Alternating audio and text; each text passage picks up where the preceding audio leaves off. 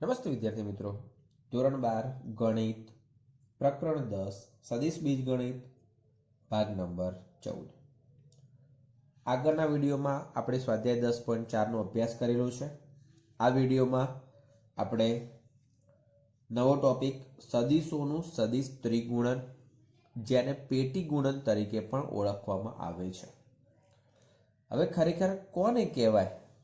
તો મિત્રો, નિશ્ચાયક નું વિસ્તરણ કરતા તો તમને આવડે છે. બસ, તો અહીંયા સદિશોનો નિશ્ચાયક આપણે વિચારીએ. 3 સદિશો હોય અને એ સદિશોનો નિશ્ચાયક વિચારીએ તો એ જ સદિશોનું પેટી ગુણન છે. તો એ ખરેખર કેવી રીતે બને છે તો એને જોઈ લઈએ.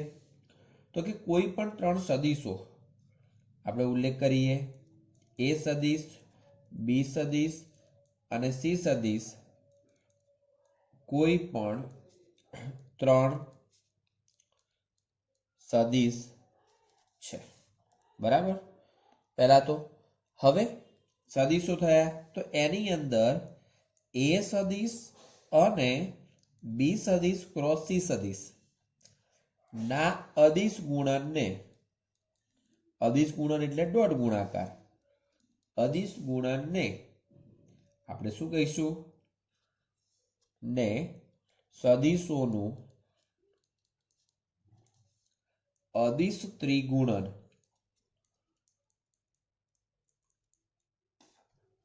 કહે છે, જેને એ સદિશ ડોટ બી સદિશ ક્રોસ સી સદિશ વડે દર્શાવાય છે. બરાબર? એક આ રીતે. એને અન્ય રીતે આપણે પેટી સ્વરૂપે પણ દર્શાવી શકીએ.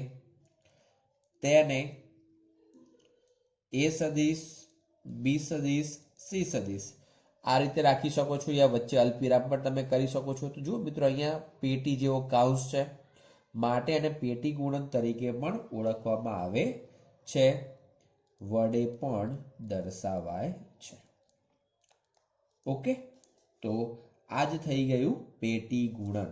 ટૂંકમાં આ વસ્તુ અને આ બંને એકનું એક જ પદ લખ્યું છે. હવે એના અવલોકનો આપણે લખીએ. જો મિત્રો, પેટી એટલે શું તો એનો ઉલ્લેખ આપણે અવલોકનમાં કરવાનો છે, પણ અહીંયા જ આપણે એનો ઉલ્લેખ કરી દઈએ. તો જો એ સદિશ equal to a1i plus a2j plus a3k, બી સદિશ equal to b1i plus b2j plus b3k અને સી સદિશ તરીકે c1i c2j પ્લસ c3k હોય તો પેટી એ સદિશ, બી સદિશ, સી સદિશ તરીકે શું મળે? a1 a2 a3 b1 b2 b3 c1 c2 c3 થાય. ટૂંકમાં જે અદિશ ઘટકો છે એ અદિશ ઘટકોનું એ જ ક્રમમાં રાખીને નિશ્ચાયક સ્વરૂપે લખી દેવાનું છે. હવે એના અવલોકનો આપણે જોઈએ. તો અવલોકનોમાં પહેલા તો નિશ્ચાયકનું મૂલ્ય કેવું મળે? અદિશ જ મળવાનું છે, વાસ્તવિક સંખ્યા સ્વરૂપે મળશે. તો આપણે ઉલ્લેખ કરીએ. પહેલું અવલોકન છે કે એ સદિશ તથા બી ક્રોસ સી સદિશ એ સદિશ હોવાથી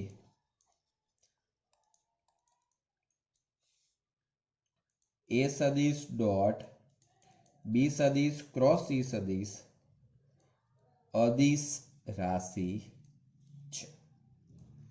કે બે સદિશો છે ને એમનો ડોટ ગુણાકાર, તો ડોટ ગુણાકાર તો હંમેશા અદિશ રાશિ જ મળે. એટલે કે જે સદિશોનું અદિશ ત્રિગુણન છે એ કેવી રાશિ છે?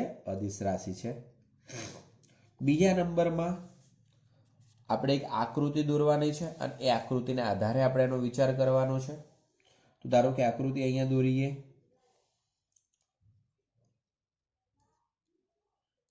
ત્રિપરિમાણ અવકાશની અંદર આપણે વિચારીએ તો ધારો કે અહીંથી આ રીતે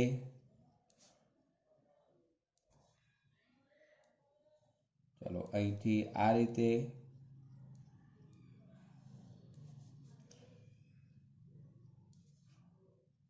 એવી જ રીતે અહીંથી આ રીતે અને એ જ પ્રમાણે અહીંથી આ રીતે. ધારો કે એક સમાંતર ફલક છે. સમાંતર ફલકની ત્રણ બાજુઓ, ધારો કે એ બિંદુ, બી બિંદુ અને સી બિંદુ આપણે વિચારીએ તો આ દિશામાં એ સદિશ, આ દિશામાં બી સદિશ અને આ દિશામાં સી સદિશ. તો સમાંતર ફલકની ત્રણ પાસેની બાજુઓ એ સદિશ, બી સદિશ અને સી સદિશ તરીકે હોય તો સમાંતર ફલકનું ઘનફળ, મિત્રો સમાંતર ફલક એનો મતલબ કે એની બધી જ બાજુઓ સમાંતર બાજુ ચતુષ્કોણ તરીકે હોય. બરાબર, તો આપણે અહીંયા ઉલ્લેખ કરીએ, કોઈ સમાંતર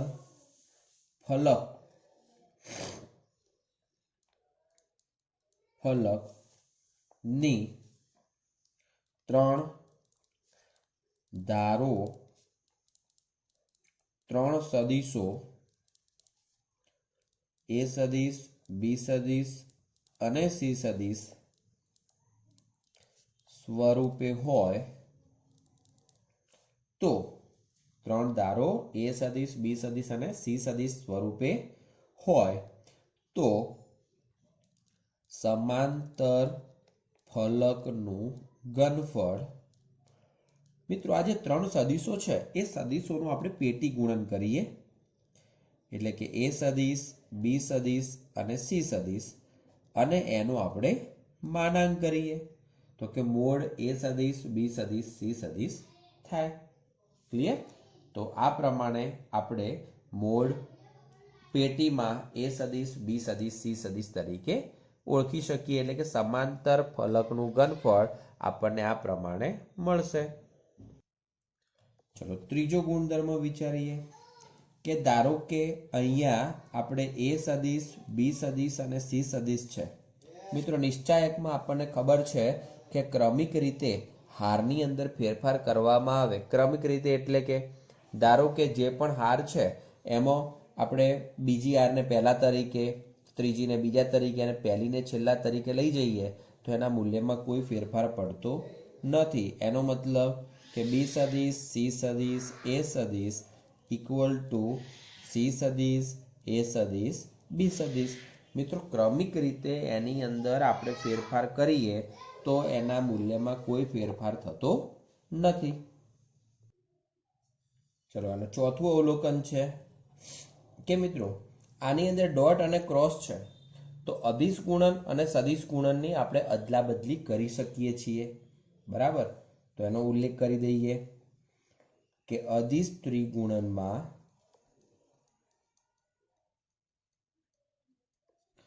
અંતઃગુણન અને બહિર્ગુણન ની અદલ બદલ કરી શકાય છે. એનો મતલબ એવો થાય કે એ સદિશ ડોટ બી સદિશ ક્રોસ સી સદિશ ઇક્વલ ટુ એ સદિશ ક્રોસ બી સદિશ અને ડોટ સી સદિશ. પણ મિત્રો જેવી રીતે અહીંયા બી અને સી નો કાઉન્સ છે એવી રીતે હવે કાઉન્સ કોનો થઈ જશે? એ અને બી સદિશનો. ઓકે, એટલે જેમનો ક્રોસ ગુણાકાર થતો હોય એમનો કાઉન્સ થશે. તો આ થયું ચોથું અવલોકન.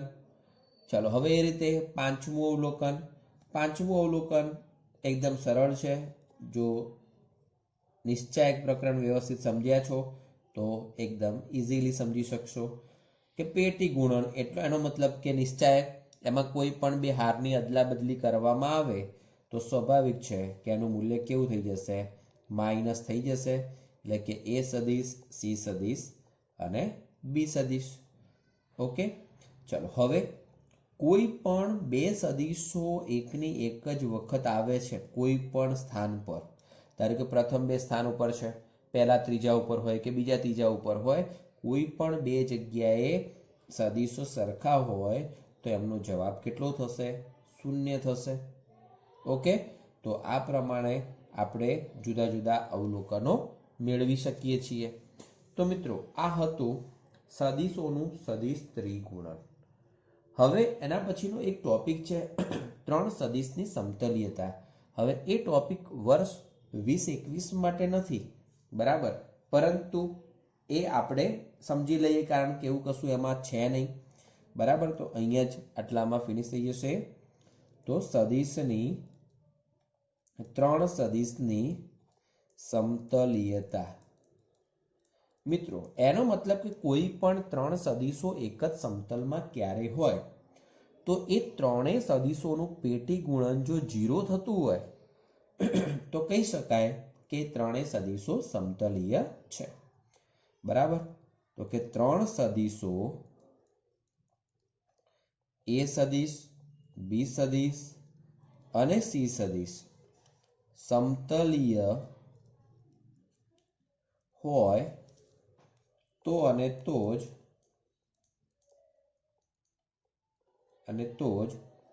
એ સદિશ ડોટ બી સદિશ ક્રોસ સી સદિશ ઇક્વલ ટુ 0 થાય. ઓકે, ત્રણ સદિશો એ સદિશ, બી સદિશ અને સી સદિશ સમતલીય હોય તો જ એ સદિશ ડોટ બી સદિશ ક્રોસ સી સદિશ એટલે કે પેટી ગુણન એ સદિશ, બી સદિશ, સી સદિશ ઇક્વલ ટુ 0 થાય. એટલે સમતલીય હોય તો આ થશે, ઇક્વલ ટુ 0 હશે તો એ સમતલીય પણ થવાનું છે. તો મિત્રો એક આ સમતલીયતાનો ટોપિક છે.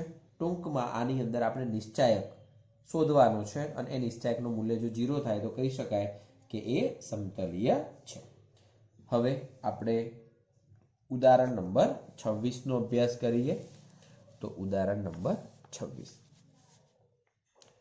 ચલો એની રકમ આપણને શું આપી છે કે ત્રણ સદિશો છે. એ સદિશ તરીકે 2i પ્લસ જે પ્લસ 3k, બી સદિશ તરીકે -i plus 2j plus k અને સી સદિશ તરીકે 3i plus j plus 2k હોય તો એ સદિશ ડોટ બી સદિશ ક્રોસ સી સદિશ શોધો.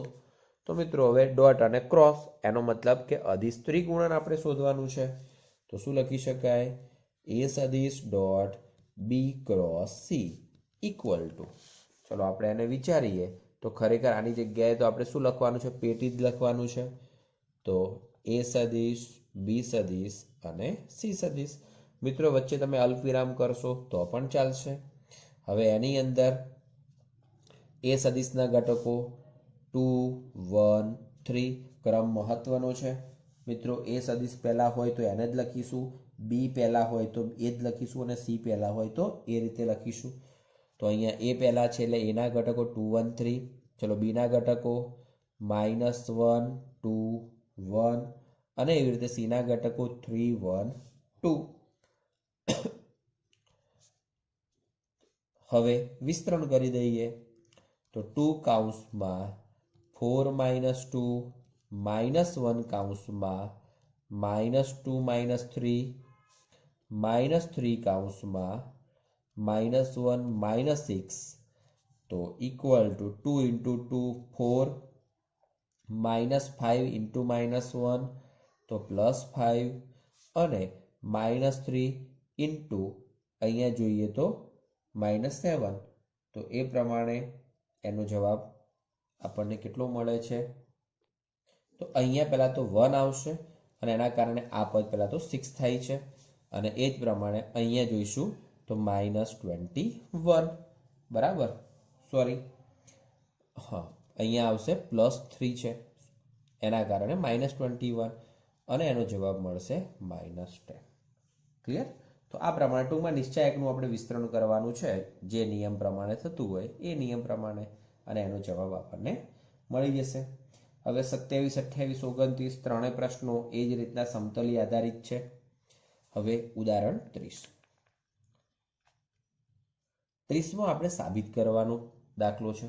સાબિત કરવા માટે સૌથી પહેલા આપણે ડાબી બાજુ લખીએ. તો ડાબી બાજુ આપણને શું આપેલી છે એને પહેલા જોઈ લઈએ કે ડાબી બાજુ બરાબર પેટીમાં a પ્લસ બી, એવી રીતે બી પ્લસ સી અને એવી રીતે સી પ્લસ એ. પેટીમાં આ રીતે ત્રણ જુદા જુદા સદીશોનો સરવાળો આપણને આપેલો છે. ચાલો હવે આપણું કામ કયું કરવાનું છે? તો પહેલા સદીશ પછી ડોટ અને આ બંને વચ્ચે આપણે ક્રોસ લખવાનો પ્રયત્ન કરીએ.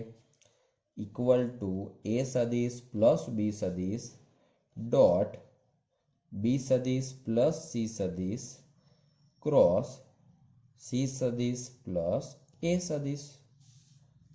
ઓકે, હવે આ રીતનું પદ છે. ચલો ઇક્વલ ટુ એ સદીશ પ્લસ બી સદીશ ડોટ. ચલો આપણે અહીંયા ક્રોસ ગુણાકાર છે તો એમનું એ પ્રમાણે વિસ્તરણ કરી દઈએ. બી નો સી સાથેનો ક્રોસ ગુણાકાર બી સદીશ ક્રોસ સી સદીશ પ્લસ બી નો એ સાથેનો ક્રોસ ગુણાકાર. મિત્રો ક્રોસ ગુણાકાર છે માટે ક્રમનું ખૂબ જ મહત્વ છે. સી નો સી સાથેનો ક્રોસ ગુણાકાર સી ક્રોસ સી અને સી નો એ સાથેનો ક્રોસ ગુણાકાર સી ક્રોસ એ. ક્લિયર? ચલો ઇક્વલ ટુ એ સદીશ પ્લસ બી સદીશ ડોટ. હવે મિત્રો અહીંયા સી સદીશ ક્રોસ સી સદીશનું મૂલ્ય કેવું થશે? શૂન્ય સદીશ. અહીંયા ક્રમ પ્રમાણે આપણે લખી દઈએ. બી ક્રોસ એ છે તો આપણે એ ક્રોસ બી લખવું હોય તો આગળ માઇનસ આવશે. તો બી સદીશ ક્રોસ સી સદીશ માઇનસ એ સદીશ ક્રોસ બી સદીશ પ્લસ શૂન્ય સદીશ અને એવી જ રીતે અહીંયા તો સી અને ક્રમ પ્રમાણે બરાબર જ છે. સી ક્રોસ એ સદીશ. બરાબર. ચાલો હવે એ સદીશને 3 સાથે ડોટ કરીએ. બી સદીશનું 3 સાથે આપણે ડોટ કરીએ તો એ સદીશ ડોટ બી ક્રોસ સી. ચલો પછી એનો આની સાથે માઇનસ એ સદીશ ડોટ એ ક્રોસ બી પ્લસ એ સદીશ ડોટ સી ક્રોસ એ. ચલો એવી રીતે બી સદીશનો આપણે ગુણાકાર કરીએ પ્લસ બી સદીશ dot B cross C minus B સદીશ ડોટ એ ક્રોસ બી અને પ્લસ બી સદીશ ડોટ સી ક્રોસ એ.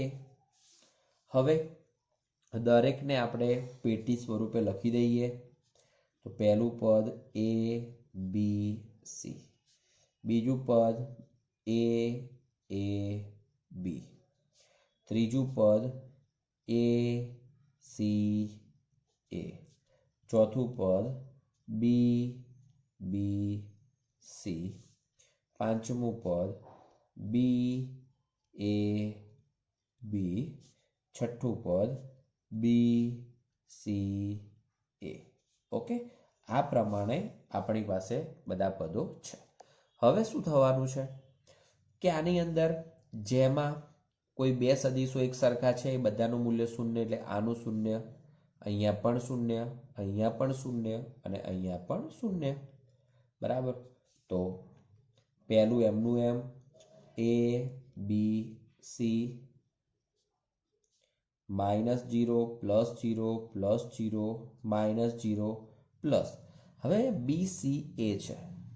બી સી એ એનો મતલબ કે આપણે આગળ જે અવલોકનો જોયા એ અવલોકનોમાં અહીંયા જુઓ બી સી એ હોય તો એને એ બી સી લખી શકાય છે.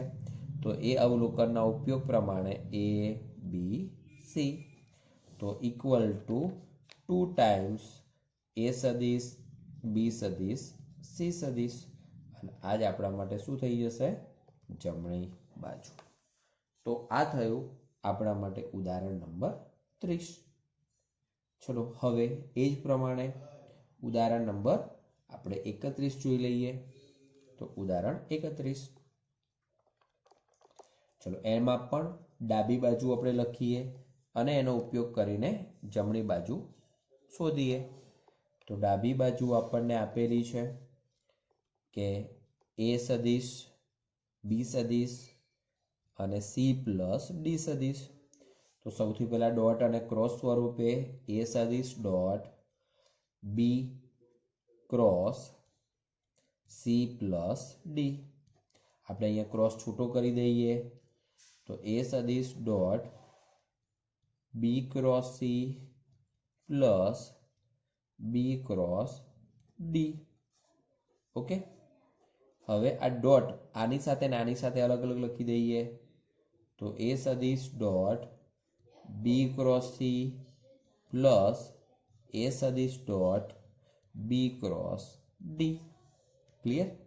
અને આ જ પદને આપણે પેટી સ્વરૂપે લખીએ તો શું થશે? એ સદિશ બી સદિશ સી સદિશ પ્લસ એ સદિશ બી સદિશ અને ડી સદિશ. ક્લિયર? તો આ થઈ ગયું આપણા માટે જમણી બાજુ. ઓકે, એટલે જે પ્રમાણે છે એ જ રીતે આપણને જે તે જવાબ મળી જશે. તો મિત્રો આ પ્રમાણે આ છે એના ઉદાહરણ. હવે સ્વાધ્યાય 10.5 નો પ્રથમ દાખલો જે છે એ પેટી ગુણન આધારિત છે. બરાબર? તો એ તમે જાતે લખી શકશો. મિત્રો 2 થી 7 નંબરના જે દાખલા છે એ વર્ષ 2020-21 માટે નથી. બરાબર? પરંતુ એ છતાં પણ આપણે એનો અભ્યાસ અત્યારે કરી લઈએ છીએ. તો મિત્રો પ્રશ્ન નંબર 2, એમાં 3 સદિશો આપ્યા છે ને સમતલીય બતાવવાનું છે. હવે સમતલીયની વ્યાખ્યા આપણે સમજ્યા એ પ્રમાણે એમાં પણ શું કરવાનું છે? 3ના પેટી ગુણન કરવાનું છે અને એ પેટીનો જવાબ આપણે કેટલો લાવવાનો છે? 0 લાવવાનો છે. જો જવાબ 0 મળે તો કહી શકાય કે એ સમતલીય છે. એવી જ રીતે મિત્રો પ્રશ્ન નંબર 3ને આપણે સમજવા પ્રયત્ન કરીએ કે એમાં 3 સદિશો આપ્યા છે. એ સદિશ તરીકે i - j પ્લસ k, બી સદિશ તરીકે 3i plus j plus 2k અને સી સદિશ તરીકે i plus lambda j minus 3k. સમતલીય હોય તો લેમ્બડા શોધો. હવે સમતલીય હોય તો એનો મતલબ આપણે શું કરવાનું છે? આપણે અહીંયા ઉલ્લેખ કરીએ એ સદિશ બી સદિશ અને સી સદિશ સમતલીય છે. સમતલીય હોય તો માટે એ સદિશ બી સદિશ અને સી સદિશનું પેટી ગુણન કેટલું થશે? 0. તો બસ મિત્રો પેટીને 0 સાથે સરખાવવાના છે અને વિસ્તરણ કરીને લેમ્બડાનું મૂલ્ય તમને મળી જશે. ઓકે, તો આ છે પ્રશ્ન નંબર 3. હવે એ જ પ્રમાણે મિત્રો પ્રશ્ન નંબર 4 તમારા હોમવર્ક તરીકે છે. પ્રશ્ન નંબર 5ને આપણે ખાલી જોઈએ તો મિત્રો પ્રશ્ન નંબર 5માં તમને ટોટલ 4 બિંદુઓના સ્થાન સદિશ આપ્યા છે. હવે 4 બિંદુઓના સ્થાન સદિશ છે. બરાબર? અને એ 4 બિંદુઓ સમતલીય છે. હવે બિંદુઓ સમતલીય બતાવવા માટે આપણે શું કરીશું? તો આને આધારે આપણે AB સદિશ શોધીશું. સમજી લેજો. એવી રીતે AC સદિશ શોધીશું અને એવી જ રીતે AD સદિશ આપણે શોધીશું. એવું જરૂર નથી કે એને બધામાં રાખવા જરૂરી છે. તમે કોઈ પણ રીતે 3 સદિશો લખો, AB, BC અને CD લખશો તો પણ ચાલશે. કોઈ પણ રીતે આપણે 3 સદિશો બનાવવાના છે. હવે એ 3 સદિશો જે બન્યા છે એ સદિશોનું જ આપણે પેટી કરવાનું થશે. એનો મતલબ કે પેટીમાં AB સદિશ, AC સદિશ અને AD સદિશ. તો પેટીમાં આપણે આ રીતના 3 સદિશો વિચારીએ અને એમનો જવાબ આપણે શોધવાનો પ્રયત્ન કરીએ. જો એ જવાબ આપણને 0 મળશે, આમનો જવાબ કેટલો મળશે? 0. તો પછી એનો મતલબ કે આ 3 સદિશો કેવા થશે? સમતલીય.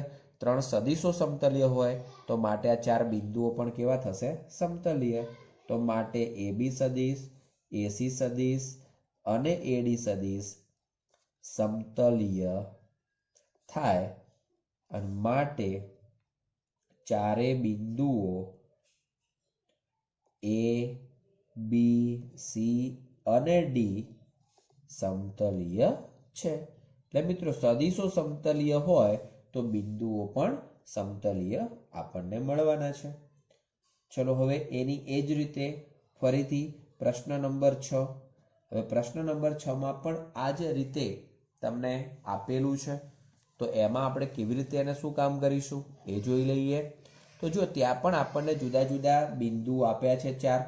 તો એ 4 બિંદુઓને આધારે પહેલા તો ચારે ચાર બિંદુઓના સ્થાન સદિશ આપણે લખીશું આઈ જે કે સ્વરૂપે. પછી એના આધારે એબી સદિશ, એસી સદિશ અને એડી સદિશ આપણે શોધીશું.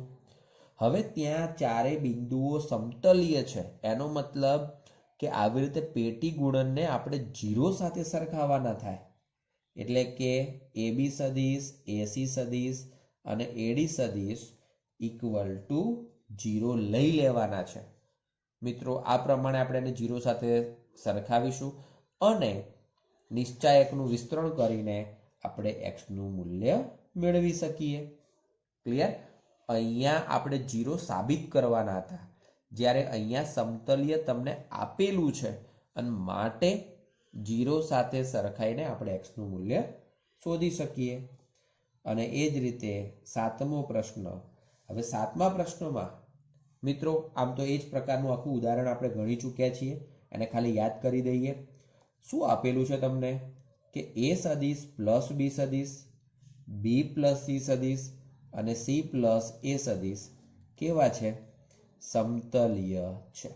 હવે મિત્રો સમતલીય હોય તો આપણે શું લખી શકીએ? એ પ્લસ બી પ્લસ સી અને સી પ્લસ એ ને આપણે 0 સાથે સરખાઈ શકીએ. હવે યાદ કરો કે આપણે આગળ જ ઉદાહરણ અહીંયા શીખ્યા. આ જ ઉદાહરણ, એના બધા પદો જુઓ. એ પ્લસ બી પ્લસ સી અને સી પ્લસ એ છે, બરાબર, પેટી ગુણનમાં. એનું કમ્પ્લીટ આ જે વિસ્તરણ કર્યું છે વિસ્તરણ કરશું તો છેલ્લે કેવો જવાબ મળશે? 2 ટાઈમ્સ એ સદિશ બી સદિશ સી સદિશ. તો મિત્રો અહીંયા સમતલીય હોવાને કારણે આપણે એમને 0 સાથે સરખાવ્યા છે. અહીંયા આખું એ ઉદાહરણ ગણીશું તો આપણને કેવો જવાબ મળશે? 2 ટાઈમ્સ એ સદિશ બી સદિશ સી સદિશ ઇક્વલ ટુ 0 મળશે. હવે 2 ને આપણે દૂર કરી દઈએ તો એ સદિશ બી સદિશ સી સદિશ ઇક્વલ ટુ 0. અને આ પદ 0 થાય છે એનો મતલબ આપણે શું લખી શકીએ? એ સદિશ બી સદિશ અને સી સદિશ સમતલીય છે. ક્લિયર? તો આ પ્રમાણે આપણે સ્વાધ્યાયના દાખલાઓ સમજી શકીએ છીએ. મિત્રો આ પ્રમાણે જો તમે એને ગણશો તો તરત જ એમના જવાબો મેળવી શકીશું. અહીંયા તો આખું આપણે ઉદાહરણ જે શીખ્યા છીએ એ જ ઉદાહરણ આખું લખવાનું થશે, પણ દરેક પદના પાછળ equal to 0 equal to 0 equal to 0 લખી જવાના છે. ક્લિયર?